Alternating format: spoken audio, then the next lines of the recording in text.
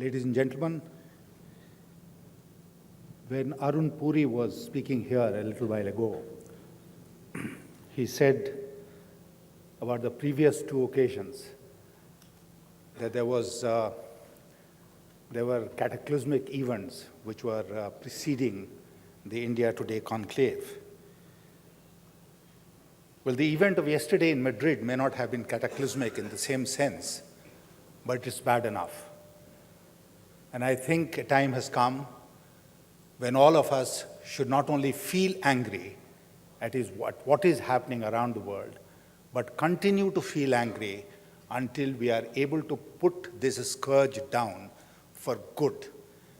And this is one message which should go out of this conclave. The world will not accept this kind of terrorism against innocent civilians, women, and children.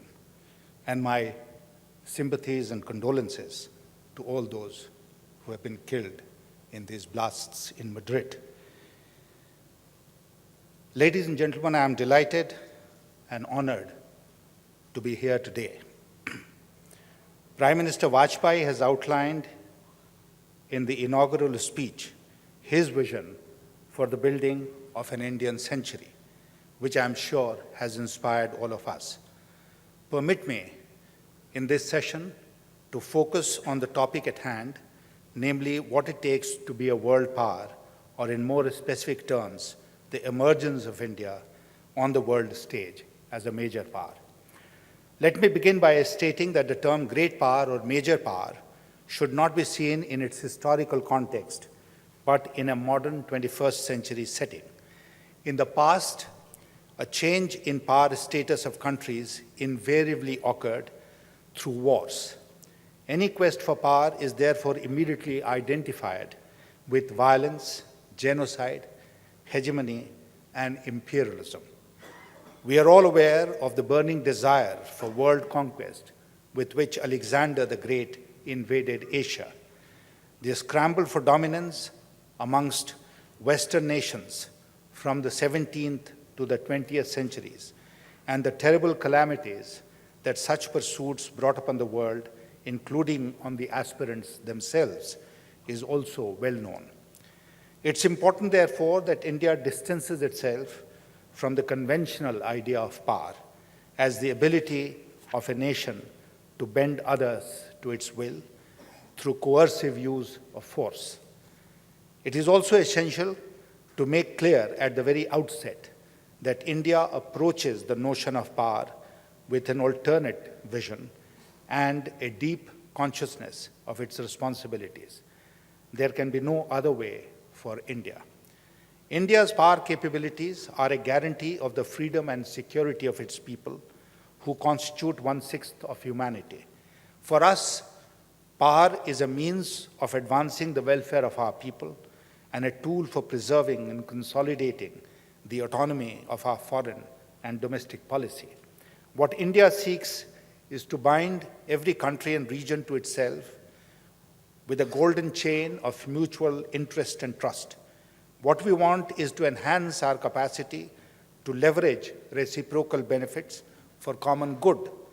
Moreover, as befits India's history and traditions of its post-independence foreign policy, our pursuit of power is firmly anchored in an international mission aimed at eliminating the scourge of war, protecting international law, strengthening the United Nations, and striving for a new deal for developing countries whose people constitute the large majority of the world.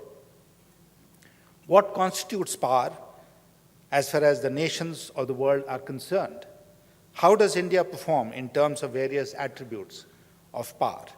Academics divide power into two general categories: hard power and soft power. Hard power consists of elements such as military strength, economic resources, and technological capacity. Soft power comprises culture, values, social cohesion, the quality of diplomacy, and governance. India's recent achievements in terms of hard power are many. They include the development of a nuclear deterrent, military modernization, a rapid economic growth with a rate expected to reach over 8% this year, transition from a food deficit, aid-receiving nation with limited foreign exchange reserves to food exporter and aid-giving nation with the sixth largest foreign exchange reserves in the world. Major advances in areas of high technology and global recognition of India's huge reservoir of young and world-class human resource.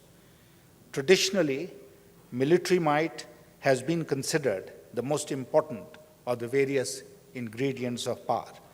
The advent of the nuclear age and the rise of Japan and Germany based on their economic strength have, however, diluted the importance of military power in the overall calculus. Now, the use of force in naked pursuit of national interests is no longer a viable objective for moral as well as for pragmatic reasons. Power in the 21st century, and I'll repeat this because Mr. Mattu referred to it, will continue to flow from the pores of a well-run economy. Prosperity and economic clout, rather than war and aggression, will be the key determinants of status in the world community. India enjoys a critical advantage in this regard. 55% of its population is under the age of 25 years. Our young are not only highly talented and ambitious, but are also amongst those who save the highest, invest the largest, and spend the most. As this generation ages gradually over the next few decades, savings, investments, and spending will undergo a quantum jump, providing tremendous impetus to economic growth. Friends, it has been argued by some that India's decision to develop nuclear weapons was a purely political act aimed at enhancing its status in the world by breaking into the exclusive nuclear club. This is a fallacy. In a world where weapons of mass destruction are still to be eliminated, nuclear weapons sadly remain the ultimate guarantor of a nation's security. It was the imposition of an imperfect non-proliferation order, evidence of which is all around us, that compelled us to make the transition from nuclear abstinence to that of a nuclear power. And it was after we, as a nation, agonized over this issue for decades that this government finally took the plunge 6 years back. After the tests of 1998, the first thing that India did was to declare a no first use policy and a unilateral ban on testing. It expressed willingness to enter into negotiations on FMCT. Further, India has repeatedly reiterated its commitment to complete and universal elimination of nuclear weapons. Despite attempts to politically isolate and economically weaken India, its response was to engage with the leading nations of the world in patient dialogue. Cognizance must be taken of the fact that India is a mature nuclear power which takes the responsibility of possessing this awesome capability very seriously. To turn to soft power, India's influence has spread far and wide since ancient times on the strength of our culture, religion, and philosophy. As the land of Gandhi and as a nation that won its independence through a struggle unique in the annals of history, India has an international image that few others can claim. Similarly, our leadership of the non-aligned movement, our contribution to virtually every major activity of the UN, including over 36 peacekeeping operations involving around 67,000 troops, and our consistent espousal of the cause of developing countries is well recognized by the international community. India's track record as a democracy, the success we have achieved in welding together an extraordinarily large and diverse society into a nation, our fiercely independent judiciary and vibrant press, also stand out in any international comparison. Moreover, yoga and Indian food, music, cinema, fashion, dance, writing, to which the Prime Minister referred, are all riding the high tide of globalization and winning new friends for India in far corners of the world. Needless to say, the success of our IITs and IT industry has spawned a novel stereotype of an Indian as a workaholic, computer whiz kid, ambitious forays into foreign lands by our trade and industry is also resulting in the slow but steady emergence of brand India. Three important aspects deserve further elaboration. Firstly, India is a unique model of democracy plus economic growth in the developing world. Further, if we can sustain current rates of economic growth, we will conclusively establish that rapid economic growth and democratic systems of governance are not alien to each other. The success of Indian democracy is important not only for its intrinsic worth, but also because economic progress built on the foundation of popular participation and rule of law is likely to be much more sustainable.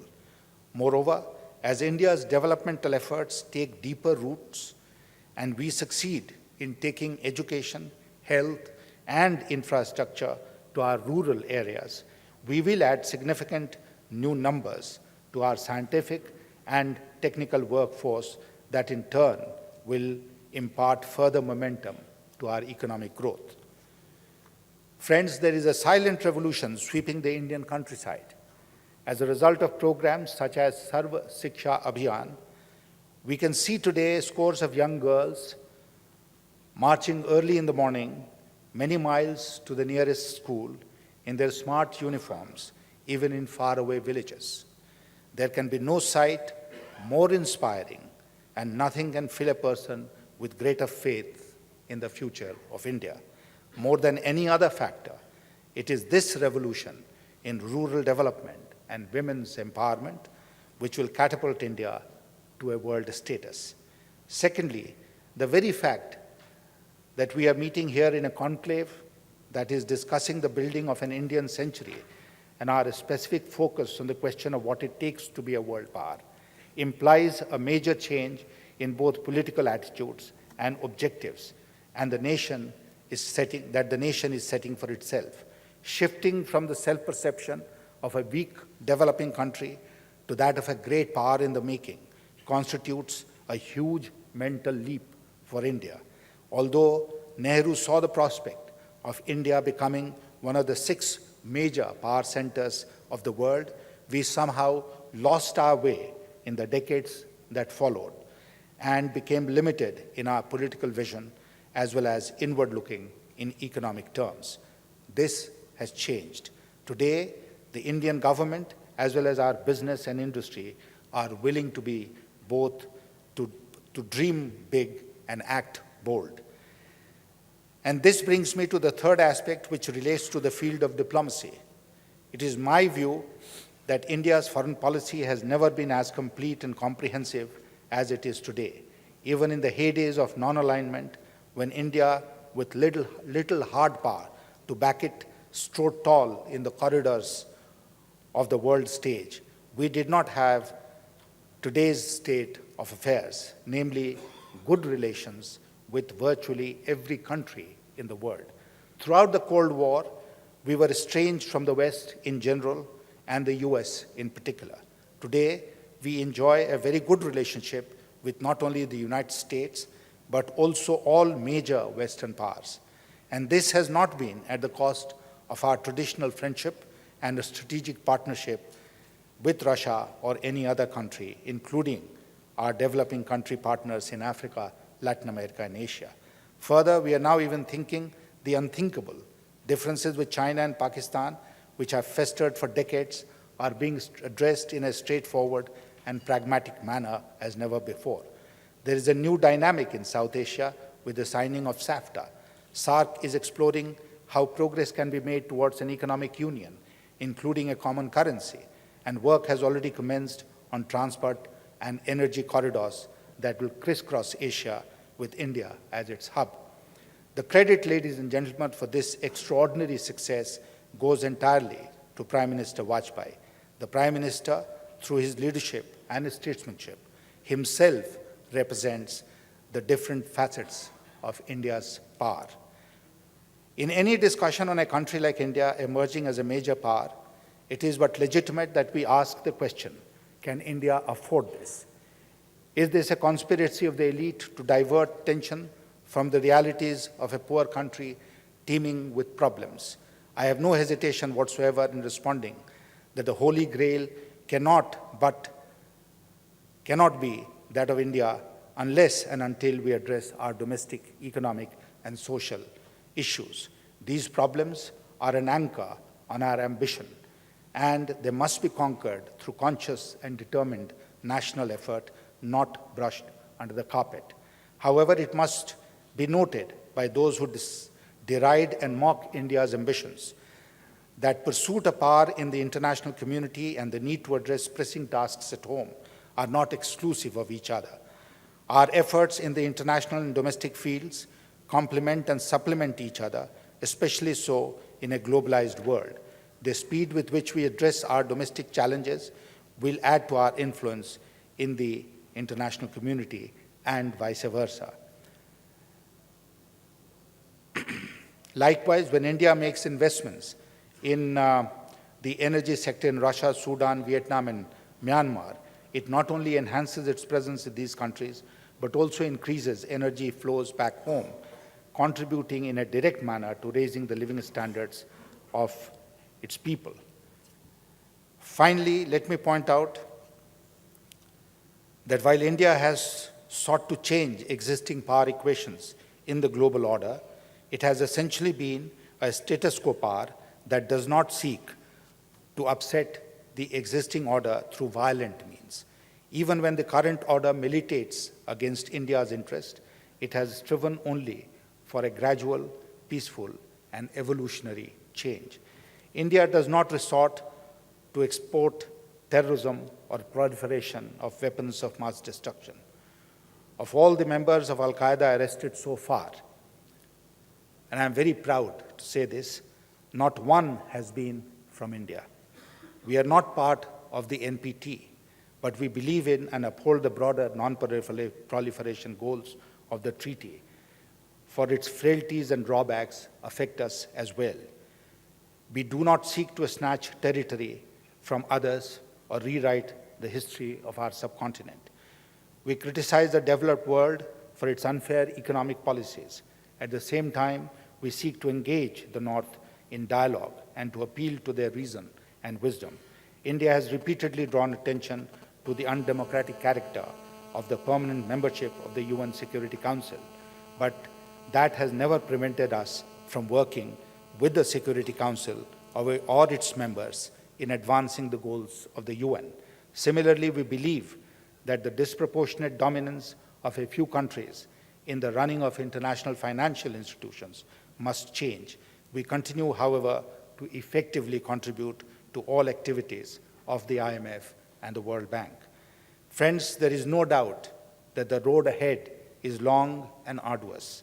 Like all matters of international politics, the rise of India will depend not just on India's actions, but also on how the rest of the world responds to this development and the objective circumstances of the coming decades. Nevertheless, India has started a confident march in the right direction, and we are determined to succeed in reaching our goal. To sum up, India's search for great power status is not an end in itself, but a means to improve the quality of life of her over 1 billion people. It's a pursuit anchored in the framework of India's commitment to core universal values. As Prime Minister Vajpayee said earlier this morning, and I quote, "We believe in a stable equilibrium we believe that a stable equilibrium lies in cooperative multipolar world which accommodates the legitimate aspirations and interests of all its component poles. This is the world which India is committed to work for, unquote. And as India emerges more and more on the world stage, confidence, maturity, and self-restraint will be the hallmark of its international behavior. As a major power, the values that India will seek to spread in the world and the goals that we'll strive to achieve will be the same values and goals that infuse our national and civilizational experience. India will always stand for democracy within and amongst countries. It will act as a proactive agent of peace, facilitating the pacific resolution of disputes. India will continue to strive for international equity and justice, particularly in the economic field. We'll be a champion of free movement of goods, services, and persons across national frontiers.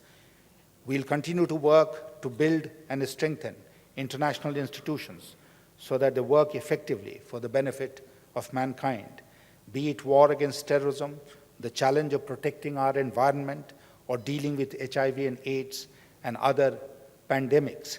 India, as a major power, will bring new energy and fresh initiatives to international efforts. Finally, by combining democracy with economic growth and by successfully managing its pluralist society through an open, transparent, and participative process, India is already setting an example to the rest of the world. To quote a US scholar, George Perkovich, from a recent article in the Washington Quarterly, and I quote, "Democratically managing a society as big, populous, diverse, and culturally dynamic as India is a world historical challenge.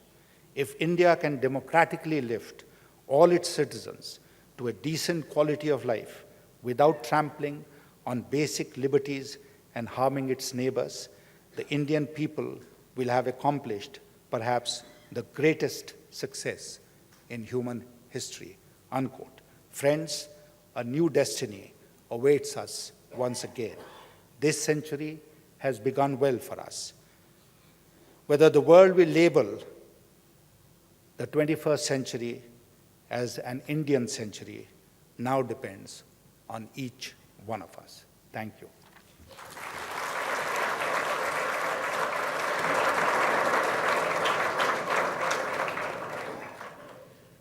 Honorable Minister, ladies and gentlemen, may I begin by thanking our hosts, Arun Puri and his team, for doing me the honor of inviting me to address you this morning. Our poets have long been realists too. The only real gift is the gift of strength, Rabindranath Tagore said almost 100 years ago. All other offerings are in vain. The poet recounted as a spur to his compatriots the fable of the kid and the Lord. The kid, pursued by stronger beasts, asks the Lord, "Lord, how is it that all creatures seek to devour me?" The Lord replies, "What can I do, my child? When I look at you, I myself feel so tempted." Why are we in India so interested in the question of world power today, rather than, say, questions of justice or development? As Tagore saw, without strength, freedom, justice, and equality are illusory. With Thucydides, he understood that the strong do what they have the power to do, and the weak accept what they must accept. A weak nation cannot be a free nation. It must seek its own strength, find its own way to power. The question then becomes not why power, but what power. The question for us, a nation on the verge, is how we distinguish between the real, legitimate world power and its glittering and ultimately insubstantial trappings. India's higher international visibility today stems from two distinct sources. The first has, of course, to do with developments within India. Steady economic growth, the increasing use of the fruits of that growth for military material, and of course, the acquisition of a nuclear arsenal. The second has to do with developments beyond our borders. The global order is in flux. All states, even the most powerful, feel a heightened sense of danger and fear. We live at a moment, it may prove brief, when the priority of military force is being noisily asserted. The dominant world power, the US, has shifted the focus of its attention from Europe and the Soviet Union to the volatile crescent that stretches from Palestine to Indonesia, and on the presence that looms over this geographical curve, China. India, positioned at the heart of this crescent, could serve as an anchor against volatile extremism and as a curb on China. The present post-Cold War interlude may simply be a prelude to an era when China looms still larger than it does today. President Bush's national security strategy of 2002, expansive in its conceptions of US interests, states that, and I quote, "Today we start with a view of India as a growing world power with which we have common strategic interests," end quote. The most explicit statement of an American perception of India as a global player. In this respect, the attention India is getting comes largely from matters not directly in our control. Our geostrategic position, relevant to the current US war on terrorism, and the changing balance of international power. It makes good sense for us to exploit these raised external expectations and to use the chance to instruct ourselves in the new necessities and responsibilities of world power, to instill in our elites an instinct for power. At the most fundamental level, the power of any state derives from its economic and military might. The greater they are in comparison with other states, the more powerful the state in question. In this instrumental sense, power can be quantified and indexed, as has been done by our own National Security Index, which this year ranks India 8th in a list of 50. Here, India is far better off than it was 50 years ago. A fact that is not, as partisans would have it, an overnight achievement of the past 5 years. Rather, it is the result of decades of stable economic growth, at first at moderate levels, more accelerated in recent decades, which has given successive governments options to spend greater resources on military might. It is the result of choices made in the early years of India's independence to invest in the intellectual and scientific resources necessary for India to develop its own atomic and space programs.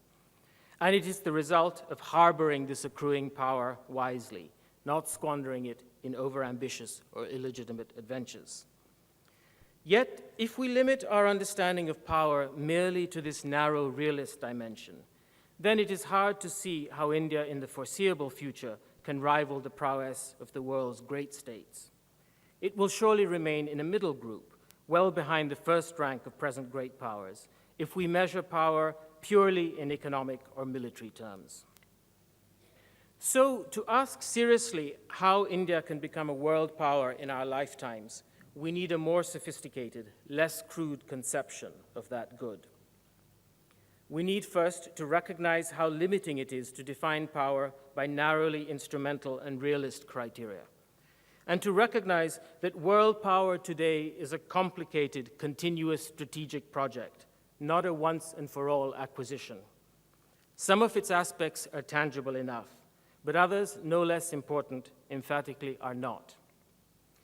Beyond GDP and growth rates, we need to look at a state's ability to access resources through effective taxation and the ability to use these efficiently by, for example, converting economic wealth into military power. But equating power simply with military power is equally misleading. One need only recall the studies which show that militarily stronger states emerge victorious less often than their weaker opponents. Resources and capabilities don't readily translate into positive outcomes, and the mere possession of economic and military force can be a recipe for catastrophe. The very states that have operated with purely instrumentalist views of power and international relations have caused havoc in the world order and disaster for themselves. Think of the 2 world wars and the fate of Japan and Germany. Tagore, in urging Indians to gather their strength, also warned of the dangers in pursuing power through merely imitative strategies of modernization, the kind he identified in Japan. A modernizing that is mere affectation of modernism, he wrote, just as an affectation of poesy is poetizing. Writing to Nehru on the eve of the Second World War, Tagore characterized Japan's aggressive nationalism in a striking phrase as nothing more than a case of borrowed pugnacity. It is a warning worth heeding today as we face decisions about what priorities to pursue. Of late, it has become fashionable to talk about soft power, a far from novel notion for Indian thinkers. The greatest individual exponent of soft power was none other than Gandhi himself. He saw acutely how even in the absence of certain basic kinds of power, economic or military, a nation might still be potent in other domains, above all in its moral legitimacy. Conversely, those who possess economic and military power may be conspicuously lacking in moral standing. We need a richer vision of national power, one that acknowledges that possessing power in one domain can coexist with utter impotence in another. In recent decades, we have done well in building our economic and military power. There is still much to be done, but we can feel a certain degree of satisfaction. It's somewhat ironic, therefore, that the rise in our economic and military strength has coincided with a decline in the one dimension where we did enjoy considerable strength, moral power, which is distinct from moralism, that is, an excessive love for one's own moral values. Moral legitimacy is certainly a good in itself, but it also has an instrumental value and is part of the armory needed to conduct realpolitik.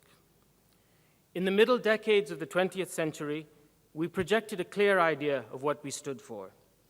Today, it must be said, we present a somewhat confused picture. Earlier, we were freely critical of the West, but we firmly embraced shared Enlightenment and modernist principles. Today, we are less critical, yet our commitment to reason and modernity is shakier and under siege in sectors of our public life. There is dissonance in the image we now project. On the one hand, brand software, an image of cognitive rationality and dexterity accessible to all.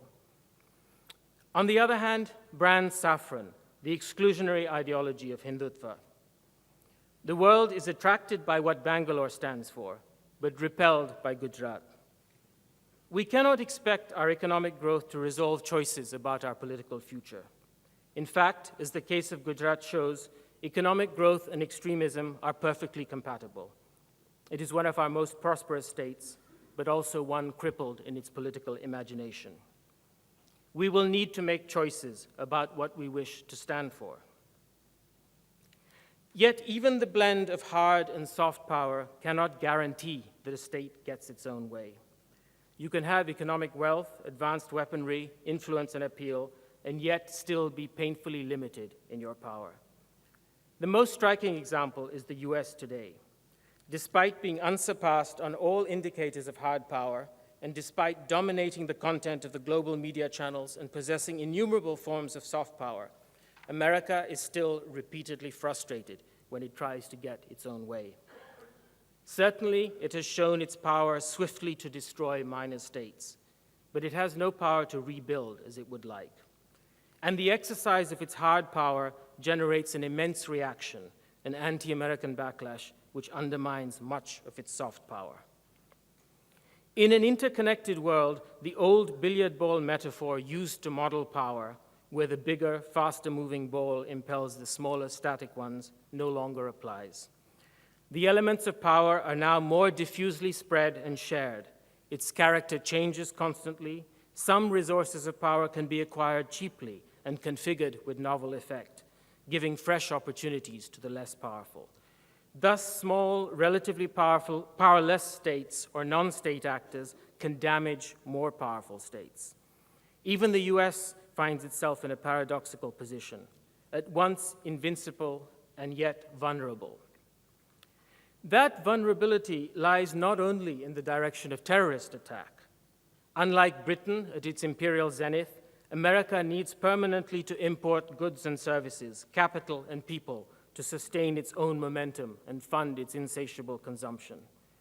This makes it heavily dependent on the continuing faith and trust that the rest of the world places in the future of the American economy. It is here worth stressing that such dependency is the fate of all powerful states with prosperous economies. It applies to China, and it will increasingly apply to India too. No state today can be like a billiard ball, self-contained in its power. Modern power is transactional, based on interdependencies. Today, and especially in our own case, hard and soft power need to be reconfigured into a new conception of power, for which we need a third term. Call it intermediary or bridging power, or perhaps simply medium power. Let me try to explain. India seeks a more decisive role in a world where marked asymmetries of power exist and where interests conflict.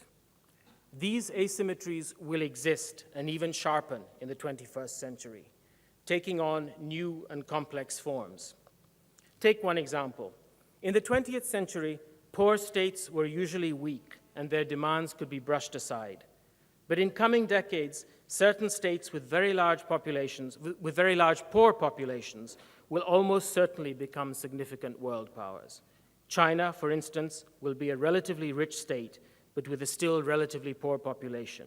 It will have high national wealth, but low per capita income.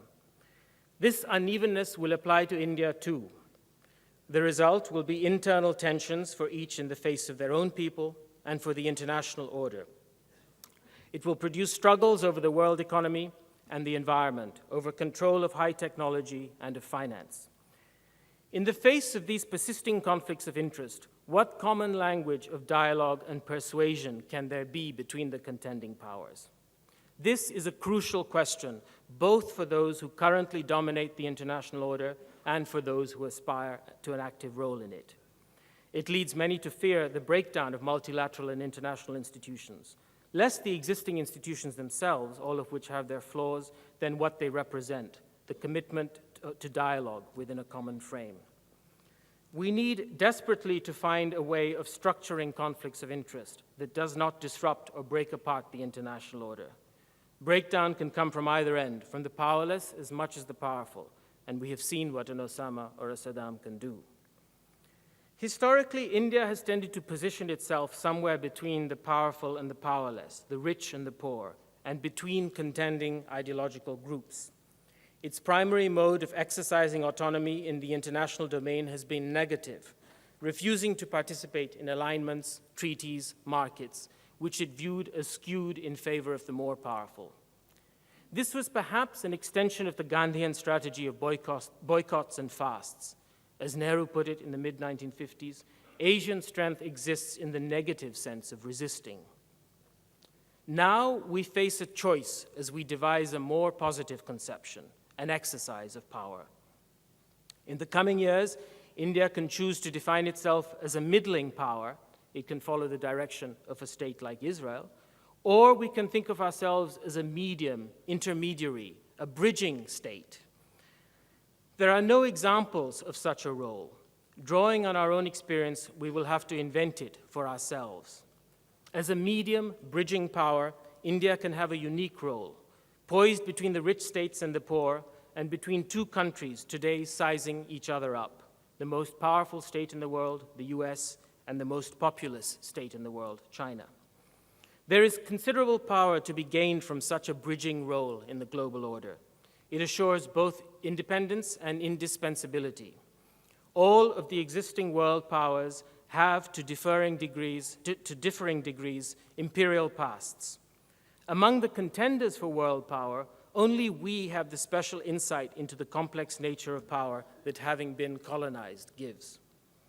Encompassing both hard and soft, we could become a power that provides the essential connective tissue, the connectivity that a fragmenting world requires. The coming to office of a new coalition government 6 years ago marks the most important shift in the ideology of Indian politics and power since independence. In its first term, we have seen an impulse to redefine India's national interests. Although it is more accurate in economic and foreign policy to see it as a reiteration, since recent initiatives build closely on a template established during the 1980s and 90s. India has moved away from its earlier role as a spoiler to the plans of the powerful Western states. It no longer poses as the spokesman for the downtrodden. Instead, we see a more overt pursuit of our interests. Our regional horizons have expanded to encompass the Indian Ocean and Southeast Asia. We have substantially improved relations with China, and we are working more closely than ever with the US. in each case with a pragmatic sense of our goals. We have been urged in recent times to map the world by the clash of civilizations model and to locate India's role within such a world. That model speaks to some within our new political elites, but it would be a deep mistake to adopt it or to define our national interests by its lights. The methods used by some political parties and their associates to acquire power within India, appealing in the main to religious solidarities and divisions, will prove ineffective or worse if extended to the international domain, especially given our regional neighborhood. Furthermore, pure nationalism is a dangerous motive for making a bid for world power, particularly if it is a nationalism that feeds off a sense of victimhood and self-righteousness. Such nationalisms have a historical tendency to self-destruct. Some in our governing coalition, notably the highest leadership, I believe understand this and have shown an ability to think more expansively and imaginatively about the range of values at stake in political competition for power. They recognize that certain kinds of power, above all state power, once acquired, place great responsibilities upon those who hold it, because power is always dangerous, raises risks. The greater it is, the more drastic the risks it opens up. The clearest instance of this is nuclear weapons. On entry into office, the coalition government tested weapons with fanfare. Now, 6 years later, the immense hazards of this kind of power are more soberingly apparent. These risks can only be reduced by political skills and not by a further enhancement of such power and weaponry. Tagore wrote, too, that it takes genius to turn enemies into friends. The current peace initiative with Pakistan, if it can deliver enduring peace with our Western neighbor, would be a vital step towards India's gaining greater voice and recognition as a world power.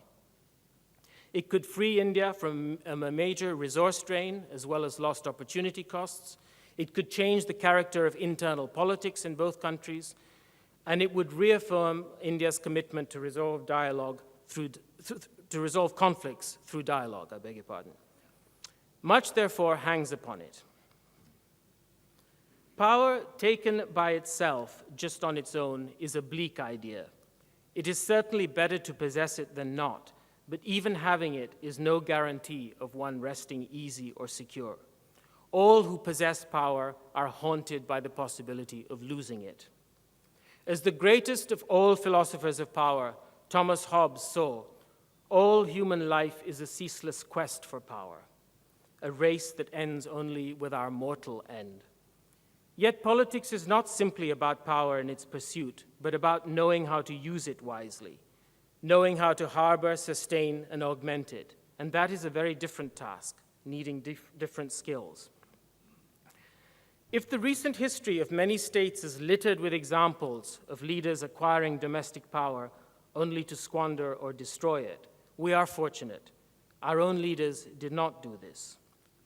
Just as states can botch their use of domestic power, they can also do this in the international sphere. Many great or aspiring powers have come unstuck, not so much for the long-range reasons that one of our speakers today, Paul Kennedy, has studied so illuminatingly, but through bad political choices and policy. Japan and Germany in the 1930s and 40s, the Soviet Union, countries like Iraq, Libya, Saudi Arabia, and Iran, countries which have possessed economic wealth and military power, yet have collapsed or stagnated through the folly, obsessions, and delusions of their own leaders. We must be austere, not profligate with the use of our new power. We must continue to build up in its tangible forms, our economic wealth and military security. But if we seek to be a bridging world power, what will be crucial will be our ability to identify the weak points in the global order and in our counterparts. The political skill needed to persuade those with different or opposing interests and to build coalitions. These intangible forms of power will be a vital resource in the international order in coming decades. Part of what it takes to be a great power is the capacity to redefine what power and greatness are, not simply to conform to existing definitions. We produced a Gandhi and others, a more sophisticated breed of world leaders. This isn't the place to dwell on the legend of Gandhi, but one thing we should recall. In his time, as in ours, he was, by the standards of others, by external measures, utterly powerless. But his genius was his ability to redefine what power was. His redefinition may no longer speak to our present purposes, but the key point to underline is that by using his moral and political imagination, he was able to invent a new type of power. In addition to hard and soft power, today we need that third kind, meeting or bridging power. True power lies in marshalling limited resources to achieve ends that are clear, attainable, and at least not self-frustrating. In the case of India, which for some while to come will be constrained in the levels of raw power it can hope to possess, what will really determine whether we take our chances to become a world power over the next two decades is the intelligence and vision of our leadership. How adept can our leaders prove to the long, slow task of bending the structure of world power in India's favor and in favor of a more just world? Previously in our history, intellectuals addressing this question always began from the fact that India was weak and had been conquered by Western power, and usually squared this by dividing spiritual from material power. While the West possessed the latter, India could claim the former. For some, this led to a rejectionist and relativist position. India did not need to engage with the world, but could simply withdraw and revel in its profound spiritual superiority. But others read the implications differently. The very fact of unequal physical power meant that Indians had to find other ways to engage the stronger nations. They had to use not just their morals, but their wits, to invent or discover a universalist language and to persuade. The times are vastly different now, the economic resources we possess far greater. And yet the tools we will rely on to become a bridging power in the new century are essentially the ones we have possessed for centuries: our wit, our moral discipline, and our faith in the power to persuade. Might without legitimacy cannot endure. India's own movement towards freedom, autonomy, and strength has been in step with the drift of modern world history, to establish norms for power in both domestic and international spheres, to connect power with legitimacy. We need to keep it that way, to use less power than we possess and to do so effectively. That will be both a grace and, in our case, a necessity. To be able to reason with the more and the less powerful and to build coalitions across conflicting interests. These are the gifts of true greatness, of a civilized, legitimate power. Thank you.